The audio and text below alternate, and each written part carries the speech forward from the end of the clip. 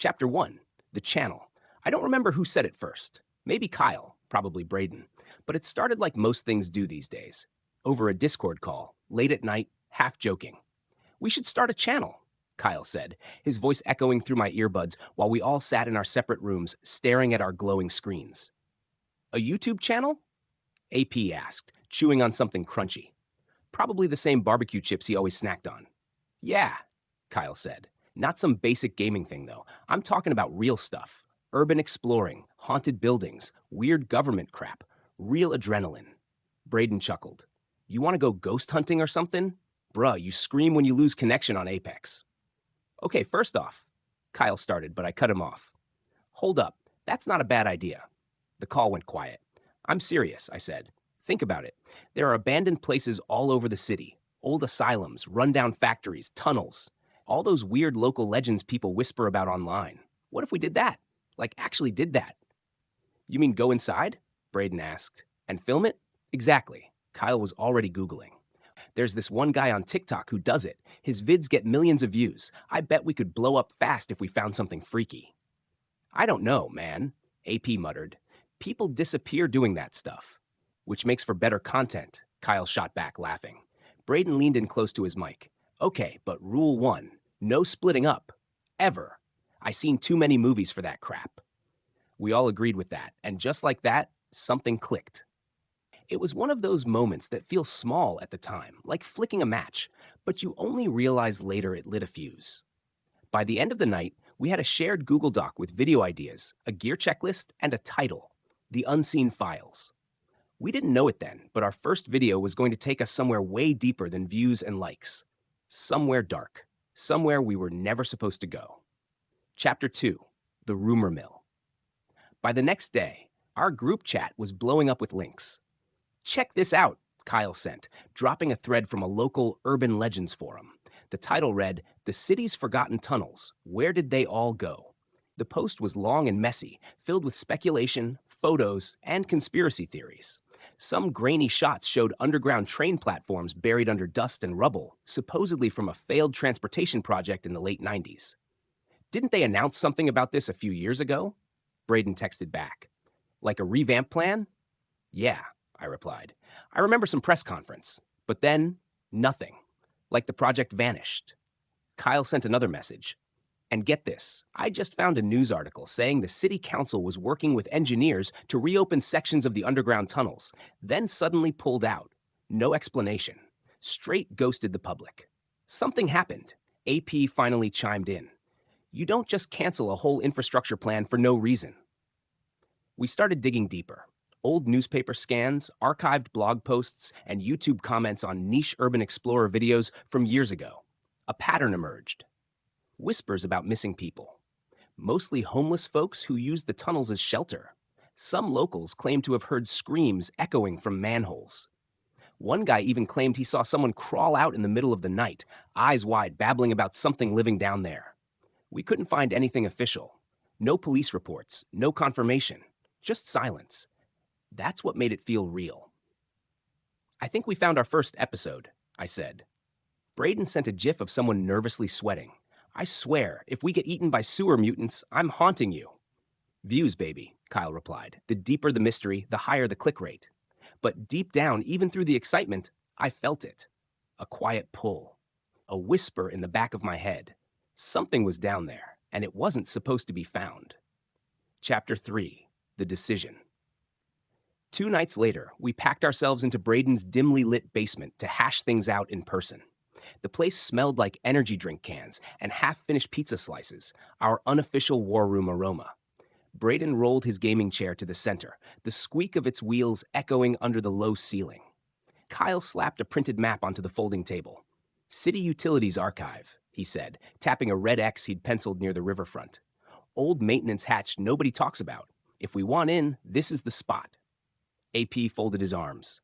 Utilities have motion alarms now. We get caught, that's trespassing, plus a fat fine. He glanced at me, eyebrows raised. We ready to risk that for a first video? I opened my notebook, the word numbers scribbled across the top. Potential upside. I said, flipping pages, a brand new channel that launches with a real mystery. We break, say, 50,000 views? Monetization. Sponsors, better gear. Every big Urbex channel started with a statement episode. Brayden pushed his glasses up. Potential downside. Spooky urban legends turn out to be meth heads with knives. We get stabbed on camera. Zero sponsors. Clickbait title, We Almost Died. Please like and subscribe. Kyle grinned. Still sounds like views, bro. We're not dying, I said, but my voice sounded thinner than I meant. We plan. We overplan. Full comms, fresh batteries every hour, bright as the sun flashlights, spare SD cards. We stick together. No splitting up, Brayden interrupted, pointing a pepperoni slice at us for emphasis. And we set a turnaround time, I finished. If we don't find anything in 3 hours, we bounce, period. AP drummed his fingers on the table. Look, I'm in if we carry legit first aid, not just Band-Aids, tourniquets, clotting gauze, the works, and someone learns how to use them. I'll take a Red Cross course this weekend, Brayden offered. Got a coupon. Kyle spun the map toward him. So it's settled? Silence settled over us, the thick, humming silence that comes right before you jump off a cliff just to see if you can fly. I felt my pulse in my ears, like distant tunnel rumbles. I'm in, I said. Kyle held up a fist. Welcome aboard. Brayden swallowed hard, then bumped knuckles. Guess I'm in too, but I swear, first sign of cannibal mole people and I'm sprinting. AP sighed, a half smile creeping across his face. Fine, we do this smartly, and if anyone gets a bad gut feeling down there, we call it. Deal? Deal? We clinked 4 cans of generic cola like champagne glasses. The fizz sounded like static on an old TV, white noise masking nerves none of us wanted to admit. Gear list. The next hour was a frenzy of scribbles and Amazon tabs. Cameras, 2 GoPros, Kyle's DSLR with a shotgun mic, Brayden's night vision handycam he bought used off eBay. Lighting. 4 1,000 lumen LED torches, headlamps, and a cheap battery-powered light panel. Audio. Lav mics, a handheld Zoom recorder for ambient tunnel sounds. Safety. Hard hats, respirators, in case of mold, work gloves, knee pads. Navigation. Printed maps in plastic sleeves, chalk for marking walls, 2-way radios with spare batteries. First aid, AP's non-negotiable kit plus Brayden's upcoming certification. Kyle totaled the cart value and whistled. $400. If this flops, we're broke. Brayden shrugged.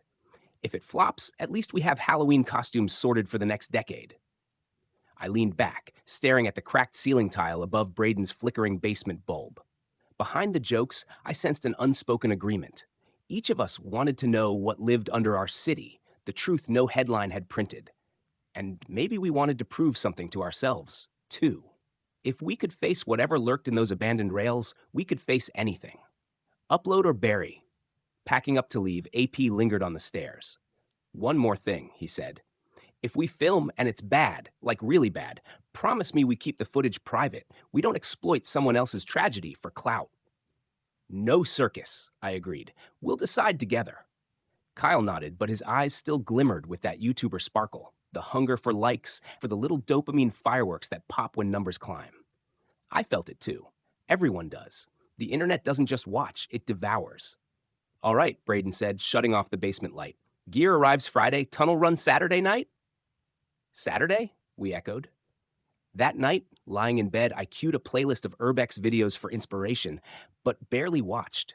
Instead, I stared at the shadows on my ceiling, imagining echoing corridors and the stale breath of earth after decades undisturbed. Somewhere beneath our streets, something waited, and we were on the clock to find it. Upload pending. Chapter 4, Gearing Up. The gear started arriving Friday morning. Kyle was the first to get his hands on anything. He unboxed the GoPros at his place and messaged the group chat. Kyle, these little beasts are going to see more darkness than Batman. That night, Brayden hosted what he called Pre-Op Check Alpha. His garage became a makeshift war room. Boxes, receipts, battery packs, and printed instruction manuals were scattered across the workbench. He was surprisingly serious about it, dressed in cargo pants, a flashlight clipped to his belt like a sheriff's badge. I want this clean, Brayden said, handing out Ziploc bags for SD cards. Labeled, organized. This ain't amateur hour. Kyle rolled his eyes, but he followed instructions. Dude's running this like we're invading a foreign country. Better than running it like a frat party, Brayden shot back. AP showed up last, toting a black duffel bag full of medical supplies like he was prepping for battlefield trauma. Tourniquets, Israeli bandages, trauma shears, quick clot gauze, and a CPR mask. Remind me never to get shot around you, Kyle said. You'll patch me up, but I'll be more tape than man. We all laughed, but it was nervous laughter. Nervous because this wasn't a joke anymore. Trial run. We took a drive out to an empty field past the city limits that night to test everything. Brayden and I walked 20 paces ahead of the others while Kyle filmed an AP-monitored sound. The wind was biting and the sky was overcast, stars swallowed by cloud. We practiced calling for help over the radios. We tested how well the GoPros picked up dim light. We even tried walking in total darkness with only our headlamps, just to simulate what it would be like. What struck me most wasn't how dark it was, but how quiet. You could hear your own heartbeat in the silence. Every breath, every footstep was like a gunshot. When we got back to the cars, none of us spoke right away. Just packed the gear away. Final preparations. The next morning, we all met at my place. My room was filled with charging cords, camera batteries, and a checklist taped to the wall. I pulled out a printed sheet of Urban Explorer do's and don'ts. Don't panic. Mark your path. Keep track of time. No one gets left behind. Kyle showed off his camera rig and shoulder mount. I'm gonna look like a cyborg, but whatever. Steady shots. Brayden ran one last diagnostic on the walkies. Range isn't great underground, but if we stay close, we should be fine. AP sat on the edge of my bed, quietly wrapping a roll of white tape around one of the first aid pouches. He looked up at me. You scared? Yeah, I admitted. You? He nodded. Only stupid people walk into danger without fear. The plan. We would enter the tunnels just after midnight. Fewer people around. Less chance of anyone seeing us climb through the chain-link fence we planned to cut behind the old construction lot near the river. Brayden had programmed his phone to vibrate every 30 minutes. A signal to check in, reassess, and maybe turn back. Kyle would lead with the shoulder cam. I'd handle the handheld and night vision. AP would watch our backs, and Brayden carried the backup batteries and map. Before we left, we gathered in a circle, half excited, half paranoid. This is it, I said. We film. We document. We don't mess around. Brayden raised a flashlight like a torch. To the unseen files. We touched fists, packed the last of the gear into our bags, and locked our phones into airplane mode. The countdown had started. At 11:57 p.m., we stood outside the fence line, under a flickering streetlight. No turning back. The city around us buzzed like any normal night, drunk laughter in the distance, a bus groaning past, the occasional barking dog. But beneath our feet, beneath our city, a darkness had waited years to be disturbed, and we were about to wake it up. Chapter 5, Descent. Midnight hit. We stood in the shadow of an old concrete wall, the chain-link fence in front of us, curling like brittle paper at the edges. Kyle took out a pair of bolt cutters we borrowed from Brayden's garage. One hard snip, and we were inside. Brayden looked back toward the empty street. Still not too late to bail, boys. AP didn't answer. He was already walking. We followed him, our boots crunching on dead leaves and broken glass. The maintenance entrance was hidden behind a graffiti-covered sheet of plywood, nailed loosely over a bricked-up archway. Kyle grinned, set up his camera on a nearby trash bin, and hit record. The Unseen Files, Episode 1, Tunnel Rats. His voice was confident, but his hands trembled just enough to catch it in the beam of his headlamp. I pried the wood loose with a crowbar. Cold air breathed out from the gap, damp, stale, like wet concrete and mildew. The smell of something old. Something forgotten. This is it, I muttered. We ducked inside, one by one, our lights dancing across cracked tile and rusted rails. The entrance tunnel sloped downward. The sound of the city faded behind us, swallowed by layers of stone and shadow. Welcome to the underground. The deeper we went, the more claustrophobic it got. Walls narrowed, the ceiling sagged. It was like crawling into a dead throat. Our lights illuminated rusted tracks, broken ladders, and water stains shaped like ghosts on the walls. Yo, Kyle whispered. This is crazy. Brayden checked his GPS tracker. We're already 30 feet underground. GPS just died. No signal. Good, AP muttered. Means nobody else will bother us. Then we heard it. A clang. Sharp, metallic, echoing from somewhere deeper inside. We froze. Everyone looked at me. Pipes expanding? I offered, unsure. Brayden swallowed. Or something watching. The first find. We entered a wide chamber, an old platform, long abandoned, its ceiling dripping with condensation. Train schedules still hung on the wall, faded and torn. A shopping cart was tipped over near a corner, filled with old clothes and a child's shoe. AP scanned the room with his light. Someone's been living here. But they're not anymore, Kyle said. Brayden filmed in silence, panning slowly. His lens caught a series of tall red letters smeared on a wall. Do not go past the third platform. No signature. Just the warning. Think it's real? Brayden asked. No way to know until we find out, I said. Kyle smirked. I love this job already.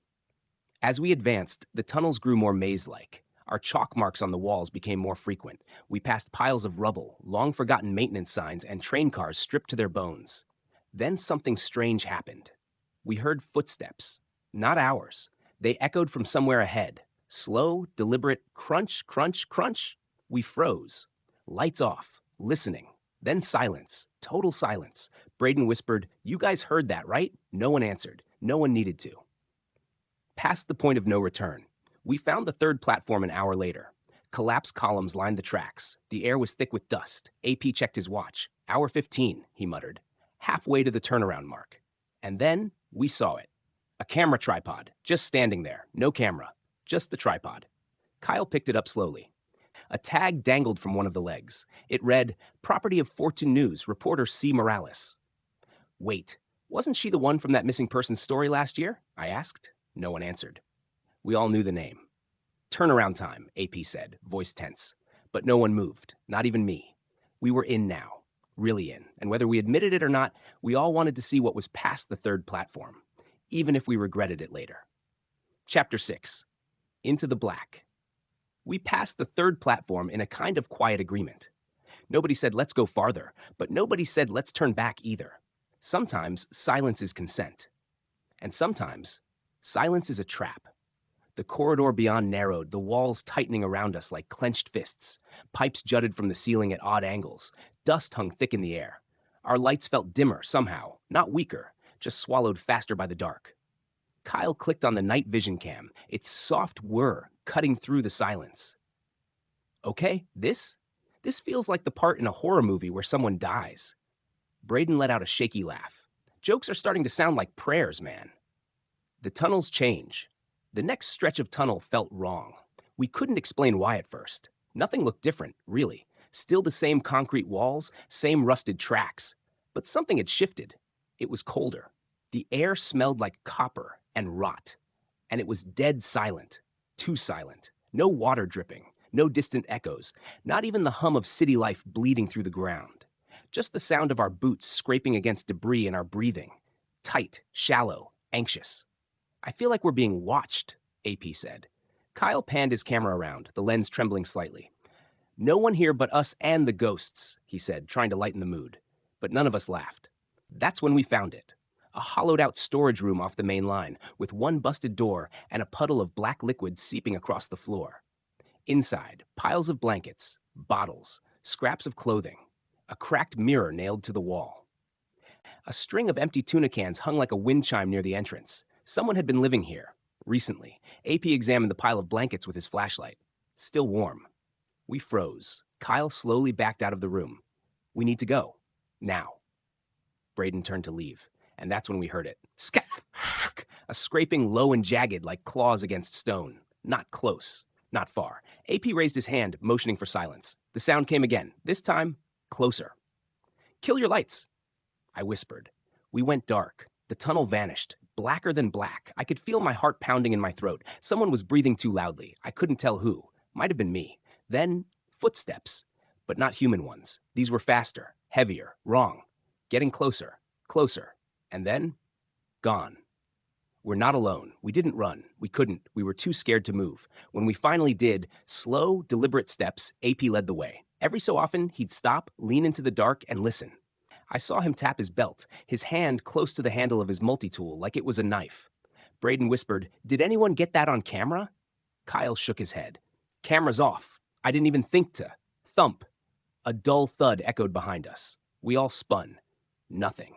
We backed away, step by step, returning to the platform where we found the tripod. But something was different now. There were footprints. Large ones. Bare. Human-shaped, but longer, too wide. And they were wet. Back at the third platform, we tried to regroup. AP tapped his walkie. Static. I checked my phone. No service. We knew this would happen, Brayden said. We planned for this. Just stick together, mark the walls, and then the lights cut out. Not ours, the tunnel lights. Somehow, impossibly, the old maintenance lights flickered and then went dead. Our beams were all that remained. It was like the darkness had swallowed the world. We were no longer exploring. We were being herded. Chapter 7. Something's off. We moved like a single organism now. No more wandering off for B-roll shots or jokes about sewer monsters. The humor had dried up.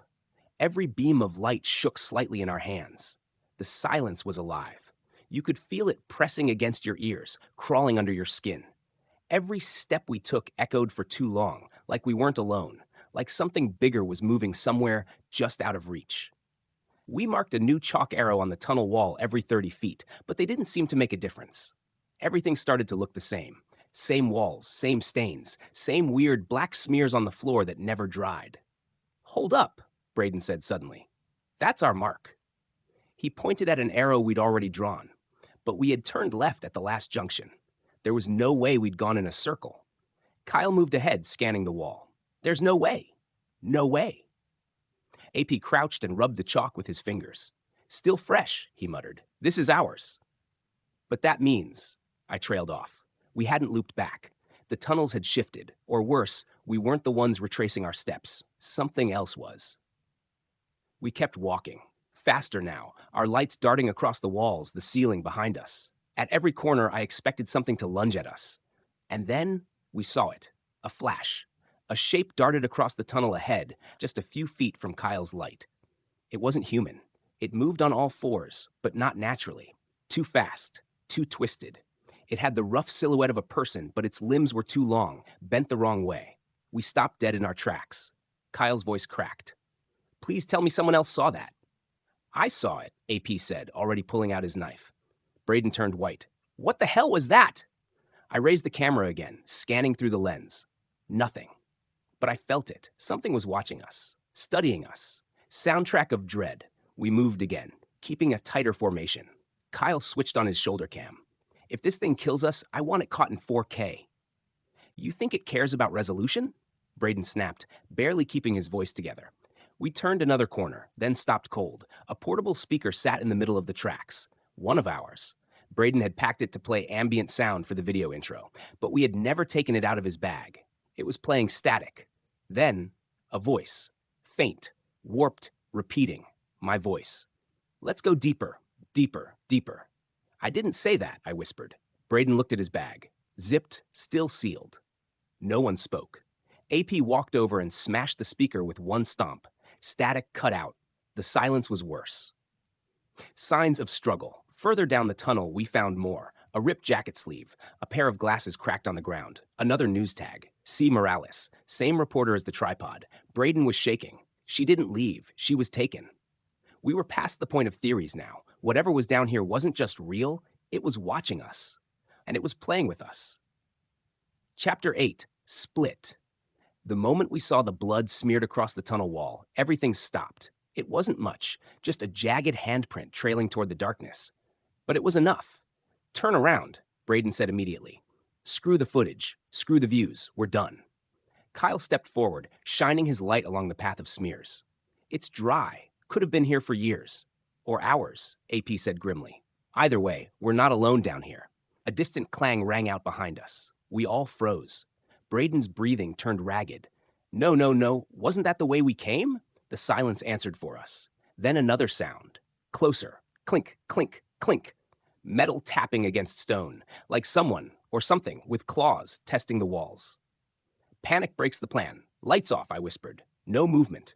We doused our flashlights. The blackness was instant and absolute. Somewhere in the pitch, something scraped again, closer than before. Then Kyle's voice. A whisper. Panicked. "Guys, my camera's still recording. I think something's behind me." We didn't even hear it move, just a gust of air and a scream. "Kyle!" I hit the light. He was gone. Chasing shadows, we ran toward the noise, flashlights swinging wildly. Brayden tripped, scraped his elbow on exposed rebar. I pulled him up without a word. "Kyle! Answer us!" His voice came from deeper down the tunnel. Distant, breathless. "Here! I'm okay. I'm okay. Keep coming." But something about it, it didn't sound right. too flat, too calm. Brayden hesitated. That didn't sound like him. AP gripped his flashlight like a club. What if it's not? That's when I noticed. The tunnel splits up ahead. Two paths. Both dark, both echoing with the same warbled voice. Here, I'm okay. Keep coming. The split. We can't split up, Brayden said, almost to himself. We have to, I said. If that is Kyle, he's alone. I'll go right, AP said, already moving. 2 minutes. If I don't see him, I turn back. I'll take the left, I said. Brayden, you stay here. Don't move. Brayden nodded, visibly shaken, holding the backup light like it could ward off demons. We went. My path. My boots sloshed through standing water. The tunnel narrowed, then widened into an old maintenance room. I swept the beam of my flashlight around. Pipes, chains, crates, and then a figure. Just outside the light's edge, too tall, too thin, gone in an instant. I froze. Didn't breathe. Then I heard it again. Keep coming. But this time I could hear it glitch, like a tape being played through a broken speaker. I turned around, backtracked, ran. AP's return. I met AP at the fork. He was pale, breathing hard. Nothing, he said. Not even footprints, but I heard the voice too, from every direction. Where's Brayden? I asked. We looked toward the center tunnel. Brayden was gone. Just gone. But his flashlight sat on the ground, flickering weakly. And on the wall above it, a new message, scrawled in red. Messier than the first one, not paint. One by one, we were no longer exploring. We were being hunted. Chapter 9, the first find. We didn't speak, not right away, just stood there, side by side, staring at the flickering light and the message above it. One by one, its smears jagged and raw. I wanted to believe it was old, that it had been there before, but it was fresh, still wet, still warm. Brayden was gone, and we hadn't heard a thing. Backtrack, AP said. Now. We moved fast, retracing our chalk marks, watching every corner, stopping at every noise. The tunnel was breathing now, or maybe we were the ones gasping for air that felt thinner with every step. That's when I saw the door. A steel utility hatch, partially open, hidden behind rusted fencing and fallen debris. It hadn't been there before. Or maybe it had, and the tunnel just wanted us to miss it earlier. AP shouldered it open. Beyond it was a narrow stairwell spiraling downward, wet and black and pulsing with heat. This looks like maintenance, I said, trying to convince myself. Safe zone, maybe. No such thing down here, AP muttered. Still, we went in. At the bottom was a control room, abandoned but not untouched. Monitors sat cracked and dusty, buttons rusted in place. A foul chemical smell clung to the air, like burned rubber and something else, something rotting. But the real horror was the wall. Pinned up with duct tape and rusted nails. Photos, dozens of them, of people, some smiling, some clearly taken without their knowledge, some mid-scream. Recognition. I stepped closer, scanning each image. My heart stopped. The second row, far left, was us, all four of us, from earlier tonight. A still frame from Kyle's camera, maybe, or the security footage from the entrance? But we hadn't uploaded anything, and we hadn't brought anything wireless. No way, I breathed. That's not possible. AP's eyes locked on the image next to ours, another face. A woman, mid-30s, holding a press badge around her neck. C. Morales, he said, the missing reporter, the tripod, the glasses, the jacket, everything we found. Whoever or whatever is down here, AP said slowly, it doesn't just kill. It catalogs. The tapes. We found a drawer filled with tapes, real physical VHS tapes, hundreds of them, labeled with dates. Some have been going back over a decade, others recent. Too recent. I picked one at random, slammed it into the old wall-mounted player. The screen buzzed, lines flickered, then static, then video. A man curled in a ball, shaking in the corner of a tunnel room. The camera zoomed in slowly, steadily. Then darkness, screams, silence. Tape ended. Another and another, each one worse than the last. A warning in blood. We backed away from the tapes. AP stepped on something soft, a shoe, Brayden's, sitting right there, like it had been placed. Next to it, a crude carving on the wall, scratched deep into the metal paneling with what must have been a knife or bone. You're next. AP raised his flashlight and turned toward the exit, and saw it.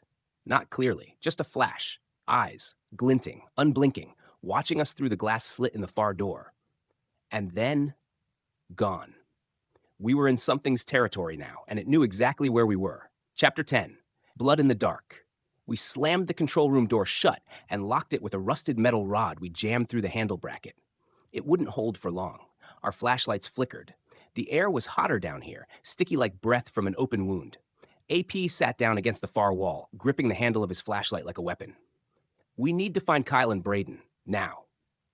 No more footage, I said. No more exploring. We get them. We get out. I moved back to the control panel, flipping switches, trying to power up the old camera system.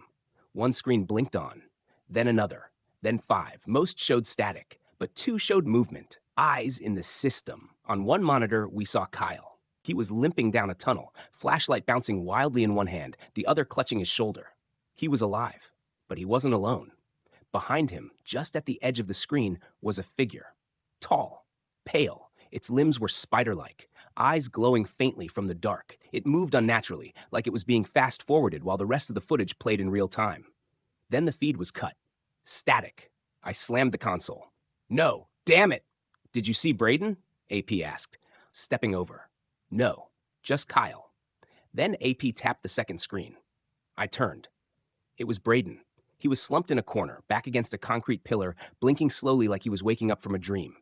Next to him was a pile of bones, human, old, and carved into the floor around him were dozens of symbols, some geometric, some like letters, others completely alien. I recognized the layout of the room. That's the pump chamber, I said. That's 2 levels below us, the floor panels, the broken valve. That's it. AP nodded once. Then that's where we go. We found a service hatch nearby. The ladder stretched down into blackness that swallowed light instantly. The metal was cold and wet. I climbed first, AP behind me. Each rung echoed like a warning. The deeper we went, the more the air changed. Thicker, filled with the scent of blood and mold. The silence felt stretched too thin, like it was about to snap. We hit the bottom. Another tunnel. But this one didn't feel like a tunnel anymore. It felt like a throat. The chamber. We found Brayden. He was conscious barely. His head lolled to the side, one eye swollen shut. AP dropped to his knees. Brayden, can you move? Brayden blinked, coughed. They watch. It watches. It listens. Don't speak loud. We're getting you out, I said. I started cutting away the zip ties holding his hands. He whimpered. It marks us? I looked around. The symbols on the floor weren't random. They were arranged around him, as if he were the center of something. Move, AP hissed. The air shifted. Something was coming. We hoisted Brayden up. Then a light snapped on. Not ours. A single swaying work light from the far side of the chamber. It illuminated a figure. The same one we'd caught glimpses of before. Its skin sickly white, veins black, eyes massive and reflective like polished obsidian. Its limbs were too long, hands dragging against the floor. It didn't run. It crawled toward us, fast, erratic, like a spider on broken legs. Brayden screamed. I dropped my flashlight and fired my flare gun. The flare hit the wall behind the creature. Light filled the chamber, searing red, fire bright. The creature shrieked, a human shriek, distorted, agonized, inhuman in how long it stretched. It hated the light. It vanished into the shadows. The escape plan. Brayden was bleeding from his thigh. AP ripped a strip from his shirt and tied it off. He'll live, but we gotta move. I looked at the broken valve. There's an emergency runoff tunnel behind that wall. If we bust it open, we can get back to the old city grid. You sure? Nope. But it's better than staying here. We grabbed a metal pipe and started smashing. Each hit echoed louder than the last. The symbols on the floor began to glow. Blood red. Faster! AP yelled. The wall cracked, then crumbled. We pulled Brayden through the hole. Behind us, we heard a voice. My voice. Repeated. Glitched. Keep coming. Keep coming. Then the screeching began again. We ran. Bleeding, limping. Chapter 11, Isolation. We didn't stop running until our lungs burned and our lights dimmed to dying embers. The runoff tunnel was narrow and cracked, more like a forgotten artery than a corridor. Water dripped steadily from overhead pipes, collecting in ankle-deep pools that turned our footsteps into soft splashes, each one sounding far too loud. Behind us, the creature's screech still echoed faintly. It wasn't chasing us. Not yet. It was toying with us. Brayden's condition. We huddled against a corner to regroup. Brayden was pale, trembling, soaked in sweat.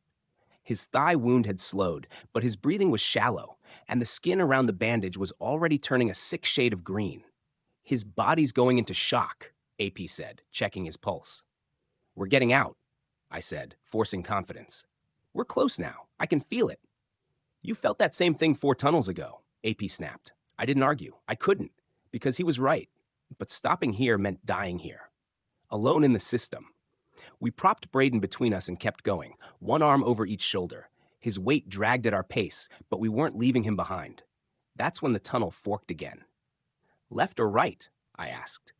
AP hesitated. Wait. Too late. A bang echoed from the right tunnel, and a light.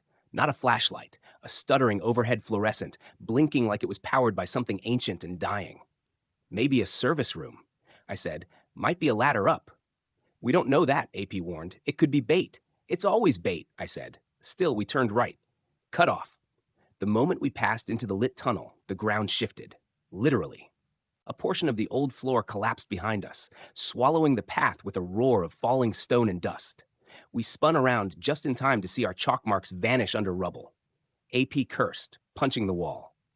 We're cut off, he said. Then we move forward, I said. What if Kyle's still back there?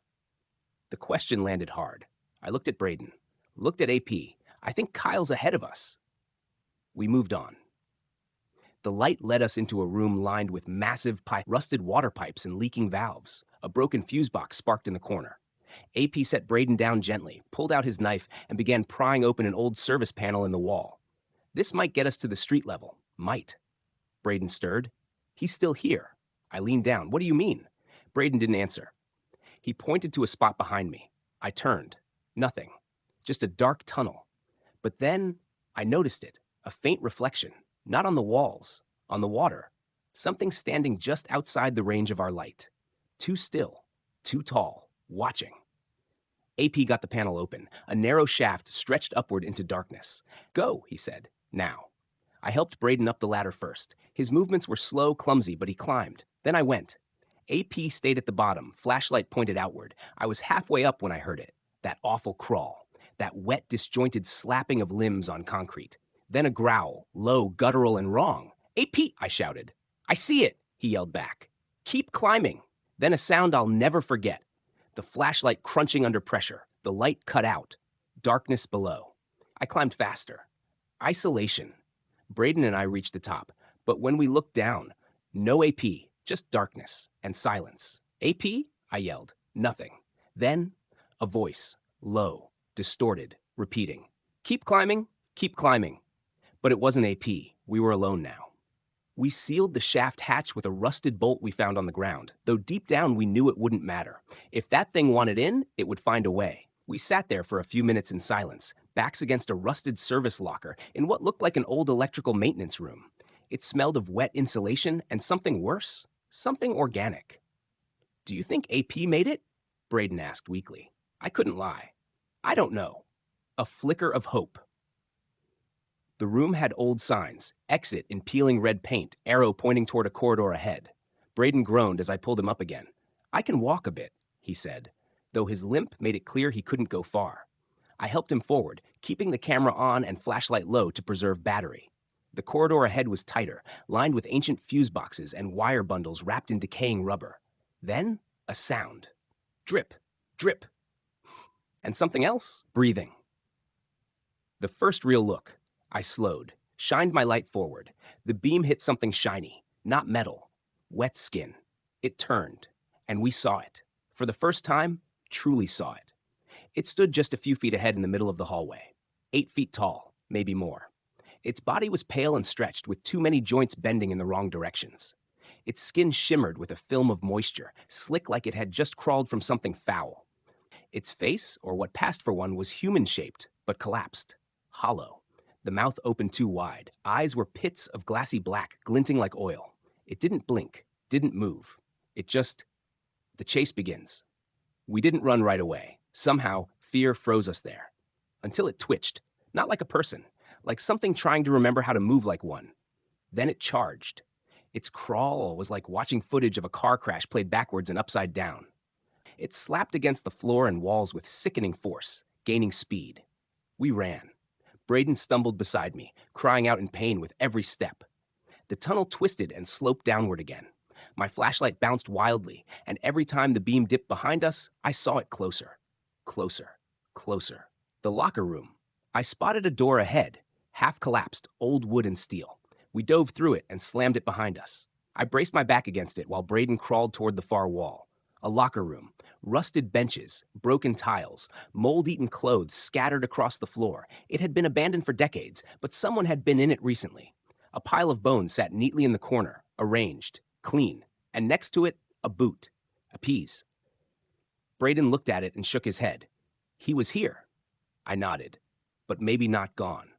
Then the door behind me shuddered. The creature slammed against it. Again and again, it howled, a piercing wail like a wolf dying in reverse. Human, but warped, like it was trying to remember how to mimic us. "Out the vent!" Brayden yelled, pointing to a maintenance duct overhead. I pulled the bench over, climbed fast, and helped him up. The door cracked, then splintered. As Brayden crawled in after me, I heard it step into the room behind us. Breathing, heavy, close, too close. I pulled the vent cover back into place just as something long and skeletal slapped against it from the outside. We didn't scream. We didn't cry. We just crawled. Deeper into the dark. Chapter 13. Cat and Mouse. The air in the vent was thick with dust and the faint stench of decay. Each breath scraped our throats raw. Brayden's blood left a smeared trail behind us as we crawled inch by inch, deeper into the guts of the tunnel system. The creature didn't follow us into the vent, but it didn't leave either. We could hear it, crawling alongside us, keeping pace. It knew where we were going. Maze of metal. The ductwork forked endlessly. Some passages were too narrow, others collapsed entirely. I stopped every few turns to mark our path with chalk, but it felt pointless. The marks would fade, or worse, be erased. Brayden kept muttering. At first it was nonsense, then names. AP, Kyle. I saw Kyle. You didn't, I whispered. I did, he said with that glazed look in his eyes. He was standing in the dark, smiling, like he knew something, like he'd already gotten out and just forgot to tell us. I didn't argue, because I'd seen things too. Shadows moving where they shouldn't, glimpses of my own reflection where there was no mirror. We were losing it, bit by bit. The storage room. We dropped out of the vent into a long-forgotten storage room. Boxes of old city blueprints, rusted maintenance uniforms, a half-eaten granola bar on the shelf, fresh. Brayden sat against the wall, coughing, shivering. I rifled through the boxes and found a map, old, water-stained, but legible. It showed a section of the tunnel network we hadn't seen before, a sealed maintenance shaft that led to a manhole not far from where we'd started. This could be it, I said. Our way out. Brayden nodded, barely able to lift his head. Then a sound, from the vent above. Tap, tap, tap. Something crawling, slowly, deliberately. The lure, I killed my flashlight. Pitch dark. Brayden whispered, "Don't leave me." I won't. Then, from the hallway beyond the door, a voice, soft, cracked. "Help me." A woman's voice, not the creature's usual glitchy mimicry. Real, or convincing enough to sound real. "Hello?" it said again. "Please help me." Brayden stirred. "Morales?" I grabbed his arm. "It's not her." But the voice kept going. "I'm trapped. Please, please help me." Tears rolled down Brayden's face. It knows we care. It knows how to bait us. The door creaked open. No one there. Just the voice. Drifting. Inside the room. The dead chased the living. The room twisted. The corners seemed to stretch. Shadows danced like they were breathing. I pulled Brayden up. We ran. The tunnels became a blur of rusted rails and flickering lights. The map shook in my hand, but I clung to it like a lifeline. Something followed us. It didn't run. It glided. I heard it scraping along the ceiling, saw it flicker at the edge of our lights. It wasn't trying to catch us. It was chasing us for the fun of it.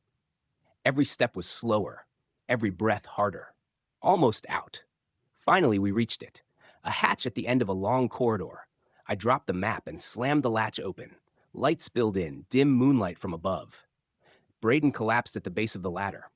I hauled him up, step by step, blood dripping from his leg like a trail behind us. Then I felt it. A cold hand brushed my ankle. I didn't look down. I just screamed and climbed.